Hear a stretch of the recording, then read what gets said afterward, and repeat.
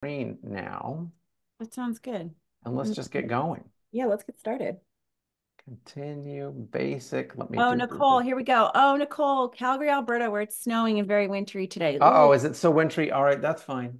yeah, We sorry. we thought officially it's the second day of spring. I think the first day was yesterday or the day before. We're not quite sure because it's a leap year. So I know it's right around now, but I know it might not feel like spring to everyone watching. So I took a risk with this one. It is feeling like spring to me and Jess because we're in the US, but hopefully you will have spring soon. Yes. So the theme for this one is let's add a spring to your digital fundraising step. Okay. So I will apologize in advance for the dad jokes, but they're going to come. So let's just dig in a little bit here. Jess, do you want to start off with this? Sure. I think what we want to talk about today is what are some of these key trends that we're seeing in digital, and we'll kind of talk through these in turn.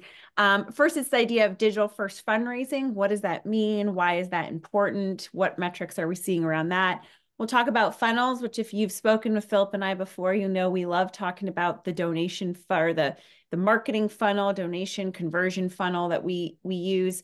We'll talk about, of course, ROAS, and which might be a newer term to some of us, or return on investment. Multi-channel testing with AI. How can we be responsibly leveraging AI to drive more revenue? And really, at the end of the day, what we want to be doing across all channels, but in particularly in digital for us, is more net and recurring revenue. So how do we get more one-time gifts, and then, of course, more recurring revenue for your program? And do you want to do a quick little hello, who are you? Oh, yes, thank you. Yeah. My name is Jess Tiberio. I'm an account director here at ST, and I work with all of our digital clients. I have been in the industry for over 13 years. I live in Virginia Beach, Virginia. I have three kiddos and a dog named Hank. And yeah, so excited to be here, and I love talking digital. All right, thank you. And then I think you're next. Let's see, is this your slide? Yes, off you Yeah, so go. this comes, I'm not sure, and I wish if we were in a room all together, I'd ask for a show of hands, but our friends at Next After, which I believe are based out of Texas, have just come out with their 2024 digital benchmarking report. Some really, really great nuggets, and I'm just going to highlight a few here, but really smart folks, and I love data. So this just came out, I think, on Monday or Tuesday. So I was like, oh, let's put this in the presentation. But they really are looking at digital first fundraising, which is what we love to talk about with our clients as well. And what does that mean? And it doesn't mean that, oh, out with mail, we're not going to do mail or TM. It also doesn't mean just kind of adding an email in your direct mail program and saying, oh, look at us, we're digital. It's really the idea of thinking of digital as the primary point of engagement, to empower and increase all channels. So how can we leverage digital to improve the metrics in mail, in TM, in your face-to-face program, in your peer-to-peer program? So that's what we talk about. That's what we mean when we say a digital first program. So in the benchmarking report, what are some metrics that they found in their report? You can go ahead to the next one, Phillip.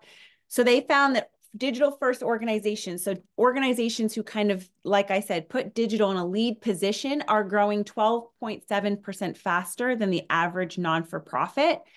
In 2023, they saw that online acquired donors were 48% more valuable than offline acquired donors. And we all know, the importance of acquiring new donors, and it's becoming more and more expensive to do that in the offline channels. So even more evidence that we should be looking at how to acquire new donors in digital. And then additionally, on the acquisition vein here, new online donors are more likely to give a second gift in the first year than offline donors. So again, some really interesting metrics that are building the case as to why we should be really shifting the focus and the lens to a digital first in your program. But I do have to say, like I said, does not mean mail is dead. It's just we need to look at the program across multiple channels. So they looked here at direct mail with an email or email only, and then what happens when we kind of make a concerted effort to connect the two channels together. And you can see they saw a 61% increase in donor conversion. So, that's an email, but also now how do we leverage another digital channel, which is, for example, Meta? And I would argue for our clients, we would say Meta and Google and Bing? What are some other platforms that we can push ads on? And we'll talk a little bit about that later. But again, they saw an increase in conversions and donations when they actually made a very conscious effort to link those two campaigns together. So again, I would encourage you, if you haven't seen that benchmarking report, to check it out. Some really great nuggets as well that come from that benchmarking report. Thank you, Jess. Okay, my turn. I'm Phillip. I lead the digital team at ST. I've been doing digital fundraising for about 25 years, if you can believe that, way back at the invention of the internet. It's an area that I love to talk about because I just feel like there's still so much new stuff coming down the path for us as fundraisers. What I wanted to talk about is the acceleration of digital revenue. If you do nothing right now, your audience will move you online because they're moving online. But how do we accelerate what's happening? That's really the question that we're trying to answer. I look at all websites as a funnel. You know, it's one big funnel. And what we're trying to do is drive traffic, not any traffic, but convertible traffic into your funnel, and then move it down that funnel to become donors to your organization. The funnel for me is maybe at the top of the funnel, they've never heard of you. They haven't thought of your brand. Maybe down at the bottom, it would be a monthly donor visiting your website frequently. This is kind of our dream funnel. And then everything else in between. So at the top, never heard of you. Maybe they see an ad on Google or on Meta. Maybe they visit your website for the first time. Maybe they spend a little more time on your website. These are all things that we can measure with your Google Analytics. Maybe they click on your donation button. Maybe they begin the donation, but they don't finish it. These are all ways down that funnel. Maybe they finish a donation. For us, the fun happens when we optimize this funnel. So for example, it's much more expensive to convert someone at the top of your funnel than at the bottom. So how do we execute? Everyone has limited time. They have limited budget. They've got limited staff. Given those precious resources, what is the best return on those resources? How can we leverage them in the most rational way possible given your funnel? And everybody's funnel is a little bit different. Let me show you a little bit of what we saw in 2023, and I'm kind of referring to this as layers of digital revenue. I like to look at Google Analytics. So Google Analytics is upgraded to GA4. You know, there's some plus and minuses there. But what it does give us a good view of is your overall revenue. Okay, so what I'm looking at, I'm showing you a picture from Google Analytics 4. It's I'm looking at revenue by time. Here's January on this side. Here's December. This is what I call a typical looking nonprofit. You know, I see a spike in Giving Tuesday. I see a spike on December 31st, and maybe there's another spike or two in there. So the name of the game for us is to try to raise these spikes higher and then to try to create new spikes, or we call them tent poles because they look like the pole of a tent coming right in there. How do we create new spikes in your online revenue? What we can do is take a look at your online revenue and then break it down by where did it come from. So I'm just kind of giving you a sense of this is what's called Session Default Channel Group in GA4. You can do this. You need to make sure your e-commerce is tracking on your Google Analytics. And then you need to be able to sort your data by its default channel group. Now, why am I doing this? Because not all digital revenue is equal, and it all comes from different sources. So for example, some of it comes from organic search, some comes from email, direct to your website, paid search, cross-network. We'll get into this. The key thing is that we're starting to kind of peel it apart. And then I just wanted to show you a few different clients. I've anonymized them so you don't see who they are, but here's a client that's kind of on the, you know, let's call it 750,000 to $1 million online. So this is a client that's right at that zone where they're about to kind of break through the $1 million mark online. Their biggest channel driver in 2023 was organic search, okay? Organic search is when somebody goes to Google, they do a search, they click a link and they hit your site. It could be Google, it could be Bing, it could be Yahoo, but organic search is the line that's going to get credited for this money. The second biggest producer for them was email. Okay, so they sent a lot of email, they got links back that made donations. Direct traffic to the website is traffic that seems to appear on that homepage without a referral source. We can't see it, so it's listed as direct. Cross-network, Jess is going to talk to you more about PMax, which is a new AI-driven ad platform from Google that we got very excited about in 2023. Referral traffic, organic, social, paid search unassigned, very small. What am I looking for in a picture like this? Think of it as your portfolio. If any of you have invested in the stock market, you want a balanced portfolio. You want lots of different lines of revenue in your e-commerce picture. So if anything, what I would be trying to do is build up more buckets of revenue and try to balance them out to some degree, because that would be a nice, sustainable set of e-commerce revenue for an organization.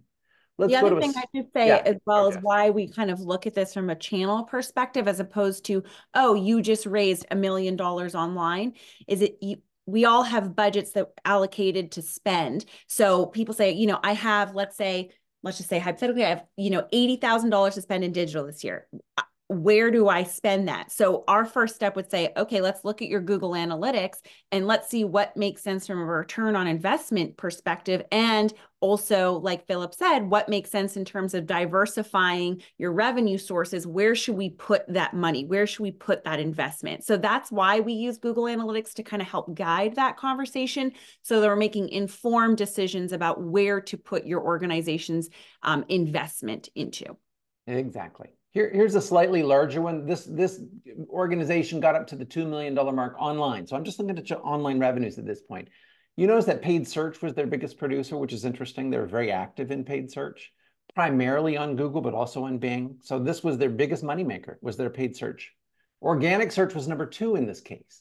Direct traffic, number 3. Emails all the way down to number 4, which I like, and I'll talk about this in a second. I'm worried about email in the future. Unassigned means we need to track it better, okay? It's just not been assigned to any channel. We need to increase the use of UTM tracking and other ways to track this revenue. And then we've got very low referral, low organic social, and very little PMAX in this client. So again, how do we help this client grow the channels that are not so healthy and then balance out those big channels that are producing revenue? Here's a very large one that's producing between 10 and 15 million online. Organic search, by far the big winner in this case. That's where most of their revenue came from. Direct traffic to their website. Email was number 3. Paid search, cross-network again, which is PMAX. Referral, unassigned. So everyone's got the same tools in their toolkit. These tools are the same for all of you. How you use those tools and what your graph looks like is different for every single nonprofit. And that is based on how you spend your money, how you spend your time, and the intelligence on your team, okay? So I just wanted to share this quote because we're starting about AI in just a second. I love this. This quote came across the other day. I thought I'd share it with you. This is a quote from the fellow that wrote Hitchhiker's Guide.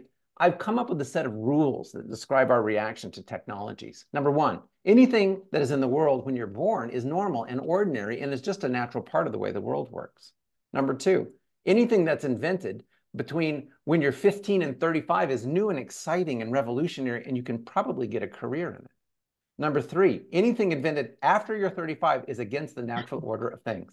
So it just makes me laugh. So this is Douglas Adams. So we're going to talk about AI, and I just want you to keep in mind it's all about context. So over to you, Jess.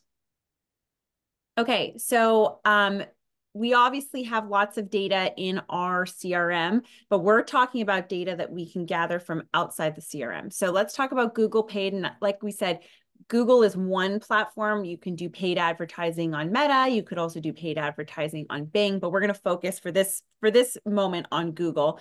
And paid search is, again, as Phillip was alluding to, you go to google.com, you put in health charity cancer, and up come a whole list of things that Google serves up to you as terms to try to figure out where you're trying to go.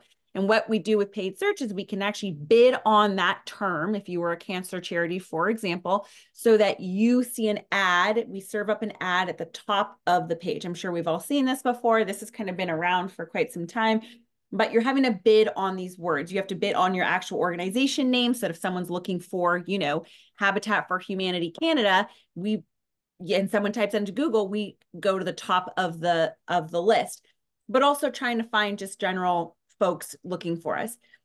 Performance Max kind of leverages all of the different platforms that Google has. So we're talking about YouTube, we're talking about display, still talking about search, Discover, which is something Android users have on their phones, Gmail, and Maps. And it basically, as opposed to just using Google search, it says, what platform do we think Phillip King is most likely to respond to an ad on? What And that could be different than what Jess Tiberio is going to respond to. So it uses algorithms, and this is where we say using AI to kind of go out into the marketplace, into their different platforms, and find folks they feel like would donate to your cause. So how does this actually work in practical? Oh, great. Yeah, here's an example of paid search. So you can see here sponsored. This is for Humane Society US. You can see it says sponsored up at the top. You can see they've also been able to control what we can link to. So you can see all those links have to do with revenue, right? Donate today, gift donations, become a member. So we can control kind of the first things that people see in Google. Now, with Performance Max, how does it work? So we upload images, we upload your logo, we upload headlines. So this is for one of our organizations we work with, Inspire. So here's, they provide scholarships and bursaries for Indigenous students. So you can see here, all the language here is around Indigenous youth, support Indigenous education. We're kind of trying to give terms and words that we know from their Google Search Console, what seems to work in terms of driving traffic to their website. We also upload a 10-second or more video to Google, and we will say that we definitely recommend you upload your own video because Google will create a video for you if you don't do that. So definitely recommend you try to control the content in that way and upload your own video. So you upload all of this into a basket of sorts, and then Google mix and matches them together and sends them out into the marketplace and see what users respond to, and then reports back, optimizes the ads, and continues to send them out. So here are a couple of examples, again, for Inspire. So you can see here across the top, you can see samples of what this will look like. Now, this is an AI-generated tool. So there has to be a level of understanding and comfortability across the organization that Google is going to create images and text that you haven't necessarily seen. We've provided all of it, but put together, we haven't necessarily approved every single ad. So there just needs to be a level of comfortability around that. But here you can see YouTube. Here it is in the stream. Here's Gmail. So sitting at the top of someone's Gmail inbox, you can see there's an ad that's served up. This is in Gmail. If they open the ad, it kind of pops up at them and allows them to click through to donate. You can see here search. So it still uses search as well. And that's kind of sitting up at the top on this mobile device as an example of what that looks like. Display ads. There's different sizes that they'll serve up. Again, they use maps as well. So if you're, for example, an environmental organization and you have conservation areas that your organization has, you could, when someone is near that, in using the maps tool and near that area, you could serve them up an ad for, hey, are you enjoying this beautiful park? Donate to organization X to, help support, conservation in your neighborhood or something like that. So this is just an example, again, of the AI tools that we have been leveraging to drive digital revenue. It performed very well for our clients at the end of the year. Not only did we have a positive ROAS, which is return on ad spend. So that means for every dollar you spent, how much are you getting back? And I think, Phillip, all of our clients had a very significant positive ROAS, which is great. And not only that, but they acquired new donors from Performance Max, which was one of the big things we were interested in testing at year end. The revenue is great, but we're also saying, hey, were we able to get some new folks in the door? And we found that we were at year end, still able to get new donors in and at a positive return on investment, which is really great. Yeah, I would say it even more strongly. We couldn't spend enough on PMAX at the end of the year, and we were desperately trying to reprogram money that had been earmarked for Meta into PMAX. So we saw that Meta was not performing in 2023 from a donations perspective, and we really tried to quickly reallocate that money to a more positive ROAS. Because at the end of the day, you've only got so many dollars to spend on all of your digital advertising. The question is, how do you maximize the return on that investment given all these different options that you have? That's right. Okay, hot take on email. Let's just talk about email. We love to talk about email because email is one of those things that we can also control. How many emails do we send? To whom do we send it? How often? Now, I'm going to just put out this idea that it's exploding and it's under pressure. So here was my inbox. Now, of course, I'm not your average person. I subscribe to everybody's email list. I donate to everybody. I become monthly donors all over the place because I want to see what's going to happen at this point. Here is, you can't really see the details. This is my Gmail from November 30th to December 31st from one organization. I just filtered the National Wildlife Federation. Look at the amount of email they sent me, okay? So I just want you to see this, that this is happening in the marketplace right now where the volume of email is just exploding. Here's Juvenile Diabetes Research Foundation from December 12th at the bottom of this list up to December 31st. So this is not even a whole month of email. This was December 12th to the end of the year. They are all over me to try to get me to click on their email. And you may think, oh my gosh, this is just an American thing. Those Americans, they're crazy. No, it's not just happening in the US, it's happening in Canada too. Yes, we're a little bit crazy in the US. We have different privacy laws, but here's a Canadian example. Greenpeace Canada, December 3rd, all the way to December 31st, lots of email. Now, do I think this will decline in 2024? No, I do not. I think it will increase. So let's keep in mind that we do depend on email to deliver us revenue. But what I would actively encourage is the solution is not always more. You know what I mean? If you're talking to your management, they're like, we want more online revenue. And you're looking at email thinking, how am I going to get more revenue from my email? Your first reaction is going to be, well, we're just going to send more email. I would say be careful, be a little more thoughtful about this to say, how do we take a little pressure off of the email channel and build some other channels up so that we can be effective in our communications with email? Which then shifts me into this topic that we'll kind of end on and then take questions, which is how can we shift into mobile messaging and into social? As I said before, we weren't getting a great ROAS on our meta spend in 2023. We were getting great ROAS from Google, from Bing, and even from Pinterest. How do we think about, it doesn't mean we don't spend on meta. I'm not saying that. I'm saying how do we shift what we're trying to accomplish in meta and in social? Here's some pictures about text messaging. And this is rich texting, which is MMS. They're sending me pictures. Humane Society of the United States, I became a monthly donor. Thanks for becoming an animal advocate. This is all in my text environment. So now they are also emailing me, but they're getting through on my text. Permission-based. I think it's pretty. I like the images they send me. They're stewarding me on a journey here in text. And I see it much more in the US than I do in Canada. There are different rules, but I think there's a huge opportunity to increase your sophistication in the use of text messaging. And I'm not saying every time ask. I'm not saying text to give every time. I'm saying use this as another channel to communicate and to steward the relationship. Here's some other example. I love Humane Society's text. I think it's great. You know, it's very attractive.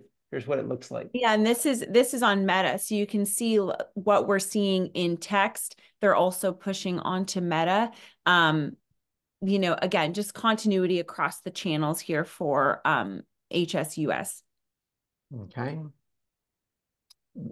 We also, just to kind of end the presentation portion, we have some very exciting news to share with you, but we can't share it yet. So I hate to be the teasing part of this, but I'm not allowed to tell you exactly what it is. But I will tell you, we're going to announce some very exciting news about our digital offerings on April 1st. So it's close. April and 2nd. It's not April 2nd. Okay, April 2nd. So it's not an April Fool's joke. So it's coming. Yeah. We're excited about what we've seen. We're very excited about the clients we are working with, and we just want to build on that for 2024. So please stay tuned for some exciting announcements coming very quickly. And I think, Jess, that's it. Yeah, that's it. I think so. They said 30 minutes. I think we're at 12:27, so I think we're pretty good. Do we want to just kind of pop out of presentation mode in chat? Yeah. Okay, I'm going to stop sharing my screen. And then let's just turn this into a little conversation. For those of you who need to go, and thank you for your 30 minutes, I appreciate it. For those who can say, let's just chat about your digital fundraising for a few minutes. So there is one question I see here. I don't know if Carolina, you were going to pop in to say that, but someone's asking about Meta not performing on ads. Is that client specific or did we see it industry wide? Industry wide. Okay, so I don't know if you saw something different, but what am I comparing Meta to? I'm comparing Meta to Google. It's a duopoly. So I can spend $1 on Meta or I can spend $1 on Google. Which one am I going to spend $1 on? If 2023 was my data set, I'm going to spend that on Google. It doesn't mean I spend 0 on Meta. Okay, Right. so I mean, I'm not being extreme here. I'm just saying I just didn't see the donations flowing from Meta the way I saw it flowing from Google. yeah, so I think it's just looking at if you're looking to drive revenue, we did not see Meta drive revenue in 2023. That's not, again, to say there's not a place for Meta. We clearly saw next after they saw that they were able to use Meta with direct mail to increase, donations.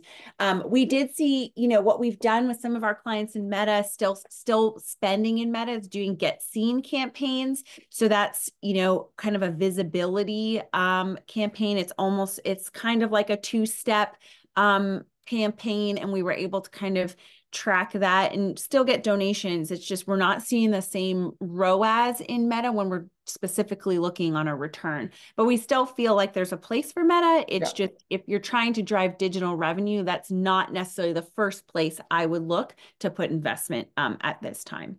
And just while we're walking down this little branch, we are seeing some of our clients are creating meta-specific funnels because they feel that Google Analytics is undercounting the Meta's contribution to the conversion, which could be fair because Google Analytics is obviously Google in the name.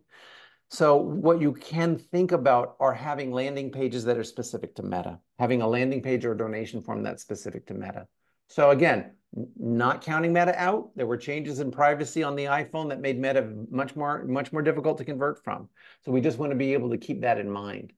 Let me take one step back and then we'll take some more questions if you have them. Make sure with your Google Analytics, when you're looking at it, you have e-commerce revenue tracking. So that's one of the key things I find when I come to a client that is not looking at this actively is that they don't have e-commerce turned on, or if it's turned on, it's not turned on well. It's not capturing most of their donations. There's too big a gap between what Google sees and what your database of truth sees, and therefore people don't trust the data. So one of the first things you can do is make sure that you have your Google Analytics implemented properly with e-commerce tracking as well as you can. Then you're going to start to get a lot more value from that platform. And you're going to be able to see the differences between Meta and Google and Bing and Pinterest.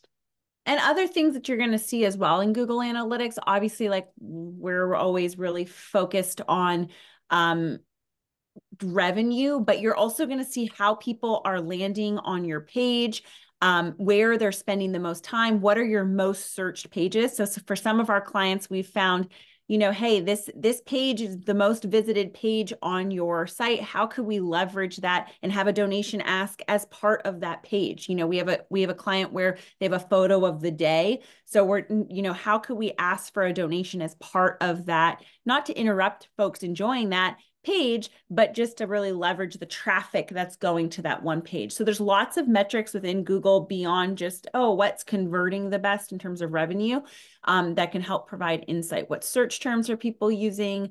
There's lots of just little nuggets of data in Google Analytics that are really valuable. So number one, upgrade your Google Analytics to e-commerce tracking. Number two, start spending money on PMAX if you're not already. So those would be two like immediate things to try if you haven't tried them.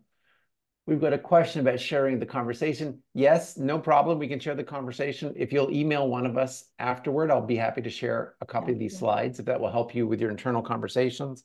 We have a question about service offerings. How do we do this? Yes. Okay. So not all of our clients are gigantic clients. I'm showing you the large ones because the data set is so nice. I've got great statistical significance in it. We have some small clients that have not gotten to $1 million yet. And for those small clients, we act more as coaches to their team. Sometimes they just want us to come in and coach them for a little while. It's almost like a personal trainer when you're working out. You can work out without a personal trainer and you're going to get fit. But if you have a personal trainer, you're going to get fit faster. So that's usually what we do with smaller clients is we come up with some coaching arrangement where we're just coaching their internal team. Yeah, Our goal, yeah, go, Jess. And I was just going to say, I think it's a great point. I mean, we can obviously do this for all of our clients, but what we kind of take the approach is we can start doing it. And if there's interest and capacity to start to learn internally how to do that, we love to empower internal resources as well. We just know sometimes resources are stretched, so that's not always a possibility. But just to say, our hope is that we can kind of build digital teams and they can start to do some of this as well, their own, and build their own knowledge and understanding of the tools as well. Hey, Phillip, it's Liz and Jess. Hi, Liz. So I see another question, and someone is wondering roughly how much is a typical digital spend? And I know that would change by the size of the organization, but if people are in the process of budgeting and thinking about that, how much would you recommend allocating to digital? And if you could be channel specific a little bit, that would be helpful. Boy, that's the $1 million question right there. Okay, so it's going to start with how much did you raise last year? I mean, how would I start to think about the math for this? How much did you raise in 2023 total? Okay, so that's going to have some bearing on my answer here. And then what you're trying to do is you're trying to kind of balance out the return on investment in your digital program. So if you're kind of starting at kind of a $500,000, your budget's going to be very different than a client that is looking at, they're well over $1 million and they need to optimize. What are you spending by channel? I mean, again, it's going to depend on your team. Like the next question I would look at is how many people are on your digital team? When I look at each of those channels, how would I start to break down your business? Your organic search, your email, your paid search, down the way. What do I find as a pattern? I mean, I find that generally clients spend too much time on email and not enough on all the rest. Okay, so I'm making a general observation here that people spend tons of time and energy on email because email is kind of something we can all think about and do. And I just worry that we're not building out the other digital revenue channels in addition to email. I'm not anti-email. I'm just saying, boy, don't spend all of your budget on email when you could be spending it in other places. I think generally speaking, clients outsource a little too much. I think they should do a little more internally. So I see them getting into arrangements with paid media advertisers where I think they should be learning it themselves. The PMAX that Jess and I are describing, it's very easy to set up. Like a person can manage this. So I don't think you need to necessarily outsource all parts of this digital equation that you're looking at. I think a goal should be to try to internalize as much as you can inside of your team and then build that capacity yourself. That's going to save you some money on fees, and it's going to give you a little more confidence that you know what's going on inside of your program. I don't know if I answered a question about how much total. It totally depends on the size of your digital revenue, and it depends on your internal capacity. If you're going to outsource everything, it's going to be a different kind of cost that you're looking at. I will say, look at the cost to acquire a new donor in most of your channels. As Jess mentioned kind of in passing, we were able to not only acquire new donors, but new monthly donors using PMAX, and the ROAS was positive. So we were spending into a stream of new acquisition that was making us money in that month. So it wasn't like we were having to spend $400 per new monthly donor and hoping that they'll stay on file. We were acquiring them.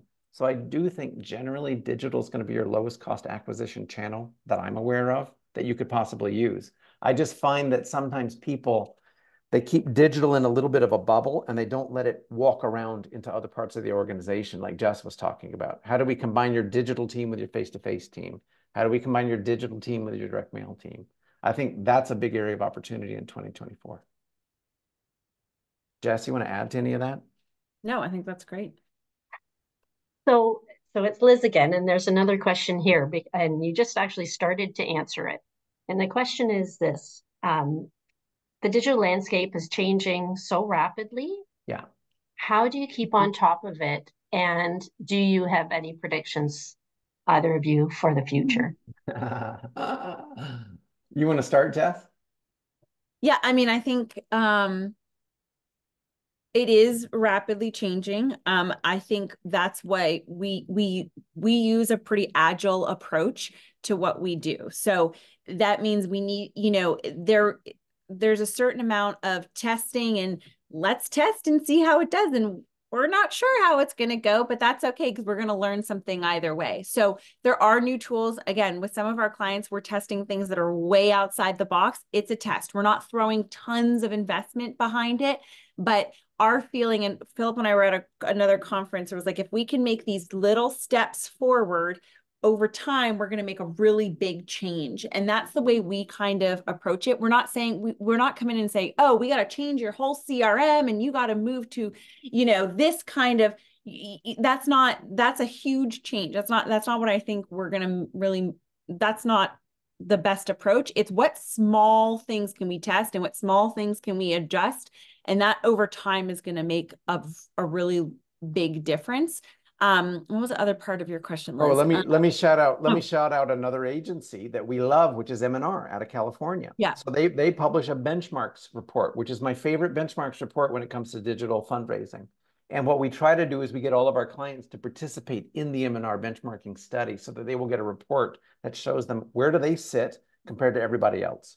I would almost use that as a starting point for your board to say, can you look at that M&R benchmarks report and kind of look at yourself in comparison to this benchmarks report?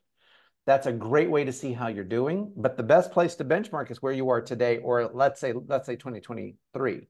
We do believe you should be growing your digital revenue in 2024. The question is by how much? How much can you accelerate that growth? It should not shrink for any reason that I'm aware of, unless there's some kind of brand problem. But you would be growing your digital revenue at a faster pace than any other part of your program. Mm-hmm. And it's going to build a nice big base for you to then prospect on in the future for your major giving, for your legacy giving. Let's not forget about all those other types. Digital is not just small one-time gifts anymore. I think the other was predictions. You know, where's it going to go? What are we excited about? What are we most excited about? Well, AI, obviously. I mean, AI is the big, that's the big industry being built as we watch right now, which is AI. AI is going to infuse everything we do. You've all been using AI, whether you knew it or not. It was inside of the Meta, you know, custom audiences, lookalike audiences. When you created those, that was AI. It's just going to be infused in everything. We're real excited about, we use Fundraise Up, which is a donations platform that's AI driven. Love that. That's a nice quick change we can make to a client, is to change the conversion rate of their donation form, or the average gift of that donation form, or the percent of people who come through it and become a monthly donor. We like that. That's kind of a nice quick hit that we can see with a client. Anything else, Jess, for forecast? Yeah, I mean, I think part of like the texting conversation we talked about, I think there's lots of room to grow. Again, not necessarily using it straight for solicitations all the time, but as looking at it as part of a stewardship and a touch point with your donors, and then in specific times of the year, using that as a solicitation or revenue driving tool, you know, for your monthly donors, and one-click upgrade, like that kind of stuff. I think really that's what I'm excited about in the future, is just kind of how do we leverage that channel. And then I'd say look to the for-profit world, right? What I mean, they're doing things, you know, automation, automated journeys, personalized automated journeys. So how can we start to do some of that? So when I go to your organization's website, you recognize that I've been there before and I have engaged as a volunteer, and you're speaking to me as someone, you know, that kind of level of personalization, I think, is what's exciting for me. There's a question here about, the question about PMAX. Yeah, PMAX. So it does not take a long time to set up PMAX if you have a Google Ads account up and running. Once you put everything in, so the assets that I shared, the ad copy, the video, the logo, all that kind of stuff, it takes 10 to 12 days for learning to occur. So that means that, you know, you're paying for 10 days for Google to go out and say what is working. And then after about 10 to 12 days, you should start to see conversions come through, because they've figured out kind of the nuances in the algorithm to drive conversion. So that's really it. It's like less than a 2-week period, and then you're off and hopefully seeing the money flow in at that. And you do want to optimize the campaign for the thank you page of the donation back to the funnel. Yep. You don't want to drive traffic to your homepage. You want to drive traffic to the thank you page of your donation sequence, of your primary donation sequence. So your tag needs to sit on that last page, and then you tell Google to optimize traffic to get to that point. That page, yeah. What else? Any other questions or thoughts, or what are you most excited about, or what's holding you back is another way to think about it. What is preventing you from kind of flying in this area? I'd be interested in any kind of thoughts on that. We're going to be, yes? So I see a question in the Q&A. Someone is saying that quite often the marketing team holds the reins of the digital and how to manage that. Right? And that's something we see a lot. I'm smiling only because we see it all the time. We see it all the time. Okay, so here's the deal. There are two funnels. The marketing team has their funnel, and the fundraising team has their funnel. In a perfect world, it's one big funnel, okay? So what I tend to do is I try to invite the marketing team to our scrums so that they feel ownership of this. They're actually quite fluent and excited. They just have different metrics that they're looking at. They're looking at impressions. They're looking at total website visitors. They're what I call top of funnel. They're your top of funnel team. Right. The fundraisers are your bottom of funnel team. And so the two teams need to work together. And that's where I like to all use the same data. I like us to all use Google Analytics for a little while so that we're all speaking the same language to say, wow, look at that campaign you drove and look how much we were able to convert from that campaign. It is an ongoing issue. I don't see it as confrontational. I see it as symbiotic when it's effective. And the key thing is that we line up everyone's data view inside of Google Analytics 4 with e-commerce tracking turned on.